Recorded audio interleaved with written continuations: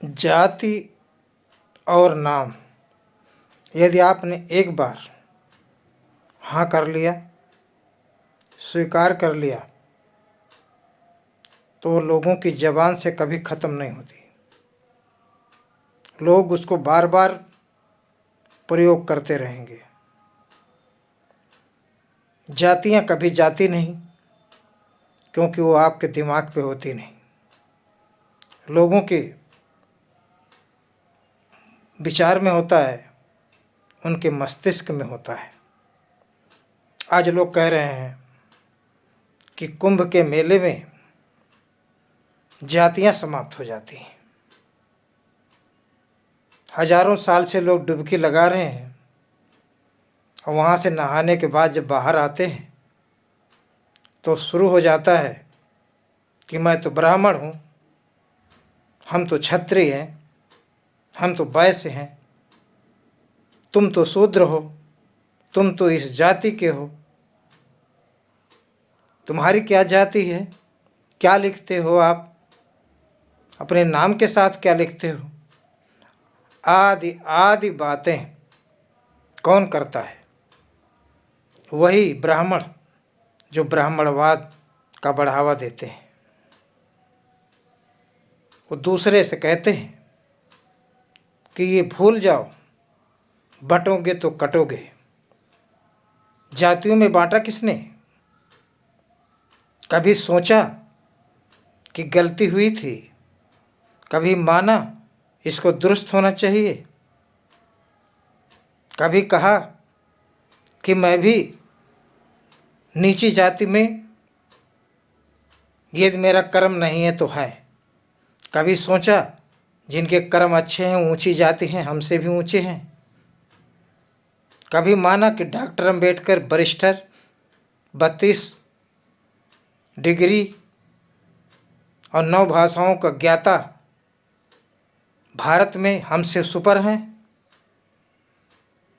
कभी उनका दर्शन करने के लिए 14 अप्रैल या अन्य तिथियों में घर से निकलते हैं? कभी 14 अप्रैल के उपलक्ष्य में मंदिर के सामने पूड़ी बंटवाते हैं? उस समय कहाँ चली जाती है? वर्ण व्यवस्था में जो सबसे योग्य होगा वही ऊपर होगा। आज भी जातियाँ छोड़ नहीं रहे हैं, अपनी श्रेष्ठता छोड़ नहीं रहे हैं, दूसरे को श्रेष्ठता में नीच अछूत ये बार बार भर रहे हैं।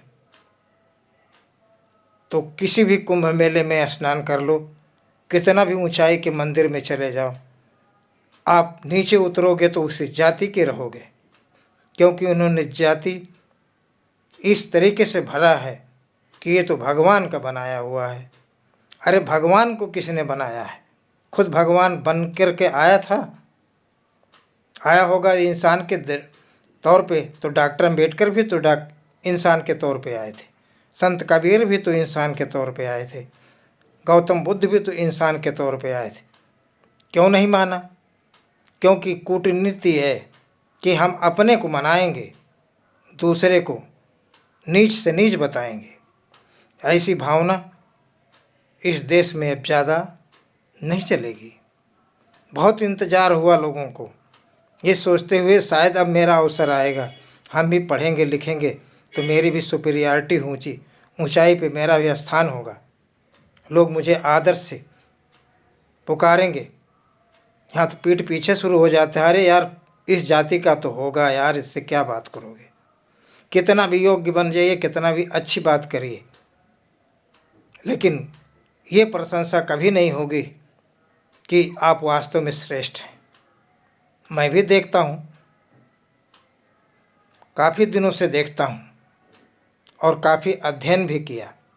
मैंने भी संस्कृत भी पढ़ा है, और संस्कृत के चौपाई आज से नहीं, कक्षा 9 में थे तब से मैं बारातियों के बीच में कहता था, प्रश्नोत्तरी में कोई जवाब नहीं दे पाता था, आज भी नहीं दे पाते हैं, बहुत ऐसे हैं। तो जाति से ब्राह्मण नहीं, कर्म से ब्राह्मण हैं, तभी आप सुपर हैं। और संविधान ने तो वर्ण व्यवस्था को ही खारिज किया है। सामाजिक भेदभाव करने वाला जो भी ग्रंथ है उसको संविधान ने कोई मान्यता नहीं दिया है। आप अपने आप में योग्य हैं तो आप सुपर हैं, यही मेरा मानना है और इसी का सबको लेकर के चलना होगा। हम भारत में एक संविधान मानते हैं, हम संविधान के अधिनियमों के अधीन हैं, वो हमारे अंगीकृत है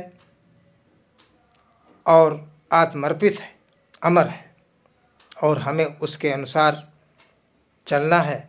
वर्ण व्यवस्था जाति पात को भुलाना है। आरक्षण को कभी कभी उदाहरण लेते हैं लोग कि उसमें जाति का प्रयोग होता है। संविधान उन लोगों को जीरो लाइन पर लाने की कोशिश करता है जो जीरो लाइन से काफ़ी पीछे खड़े हैं। उन्हीं को जो विशेष लाभ देता है उसी का नाम है आरक्षण। और वो पीछे इसलिए खड़े थे क्योंकि जाति के नाम पे उन्हें पीछे कर दिया जाता था। तो आज उन जातियों के नाम पर कौन कौन पीछे खड़े हैं, पहचान करने के लिए जाति का प्रयोग है, भेदभाव करने के लिए प्रयोग नहीं है। जय भीम, जय भारत।